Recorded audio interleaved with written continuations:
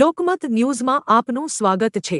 વડોદરામાં gas limited તંત્ર હવે એક્શન મોડમાં આવ્યું છે। પાઇપલાઇન દ્વારા ઘરેલું અને ડોમેસ્ટિક ગેસ કનેક્શન માટે અરજીઓમાં નોંધપાત્ર વધારો નોંધાયો છે। છેલ્લા એક અઠવાડિયામાં જ 400 નવી અરજીઓ આવી છે, જ્યારે આશરે 1500 લોકોએ ફોર્મ મેળવી લીધા છે। ફેબ્રુઆરી મહિનામાં કુલ 1350 અરજીઓ નોંધાઈ હતી અને વર્ષ 2024થી અત્યાર સુધી અંદાજે 5000 જેટલી અરજીઓ પેન્ડિંગ હોવાનું જાણવા મળ્યું છે। વડોદરા ગેસ લિમિટેડ દ્વારા હાલમાં પોણા 3 લાખ જેટલા ગ્રાહકોને પાઇપલાઇન ગેસ સપ્લાય આપવામાં આવી રહી છે। તંત્રનો દાવો છે કે ગેસનો પુરવઠો પૂરતો છે, એટલે ગ્રાહકોએ ચિંતા કરવાની જરૂર નથી। કોમર્શિયલ ગેસ કનેક્શન માટે પણ માંગ વધી રહી છે। જ્યાં સામાન્ય રીતે મહિનામાં 8 થી 10 અરજીઓ આવતી હતી, પરંતુ માર્ચમાં જ 16 થી વધુ અરજીઓ આવી ગઈ છે। હોસ્પિટલ, સ્કૂલો, કોલેજો અને સેવાભાવી સંસ્થાઓને પ્રાથમિકતા આપવામાં આવશે। મહાનગરપાલિકા તંત્ર દ્વારા જરૂરી તમામ પગલાં લેવામાં આવી રહ્યા છે।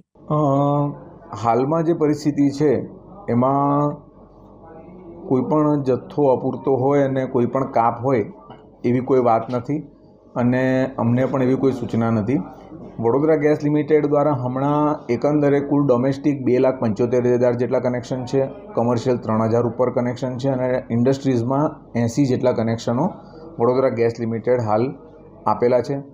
અને ડોમેસ્ટિકની અને આપણે કોમર્શિયલની વાત કરીએ તો ડોમેસ્ટિકના અંદર આ ગયા અઠવાડિયામાં જ લગભગ 400 જેટલી અરજીઓ નવી આવેલી છે અને 1500 જેટલા લોકોએ ઇન્ક્વાયરી કરી અને ફોર્મ લઈ ગયા છે કે જે લોકો આગામી સમયના અંદર નવા કનેક્શન માટેની અરજી કરશે અને હજી પણ લોકો ઇન્ક્વાયરી કરી રહ્યા છે અને એ પ્રમાણે નવા કનેક્શન આપવામાં આવશે। અને કમર્શિયલની વાત કરીએ તો કમર્શિયલમાં જે જાન્યુઆરી અને ફેબ્રુઆરીની કમ્પેરિઝનમાં તમે જુઓ તો જાન્યુઆરી અને ફેબ્રુઆરીમાં દર મહિનામાં 8 થી 10 કનેક્શન માટેની અરજીઓ આવતી હતી, જે ચાલુ 15 તારીખ સુધી 15મી માર્ચ સુધીમાં જ 15 નવા કનેક્શનની અરજી આવેલી છે।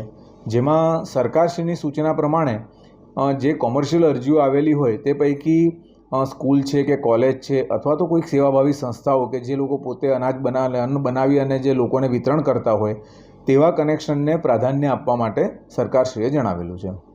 સાહેબ, વાત એવી પણ આવે છે કે જો જથ્થો આવનાર સમયમાં તૂટી શકે એવી શક્યતાઓ આપ કીધું નહીં વચ્ચે પણ તૂટી શકે તો એના માટે એક્શન પ્લાન શું તૈયાર કર્યો છે? હાલમાં તો આવી કોઈ પરિસ્થિતિ નથી, પણ જો સરકારશ્રીની સૂચના એવી છે, કારણ કે આ બધું આપણે ડિપેન્ડન્સી જે હમણાં યુદ્ધની પરિસ્થિતિ છે એમાં છે, તો યુદ્ધની પરિસ્થિતિ જો વધારે વકરે તો પણ જે ડોમેસ્ટિક આપણા જે પણ કનેક્શન ધારકો છે એ અમારી સૌથી પહેલી પ્રાથમિકતા રહેશે અને લોકોને પોતાના ઘરે રસોઈ બનાવવામાં અગવડ ન પડે તે અમારી સૌથી મોટી પ્રાથમિકતા રહેશે। તો પણ એવું કહી શકાય કે જરૂર પડે તો ગેસમાં પણ કામ આવી શકે? હાલમાં એવી કોઈ પરિસ્થિતિ નથી, પણ હવે ફ્યુચરમાં શું હજી જેમ જેમ ગાઈડલાઈન આવશે એમ અમે યોગ્ય માધ્યમથી આપ મીડિયા મિત્રોને જાણ કરીશું।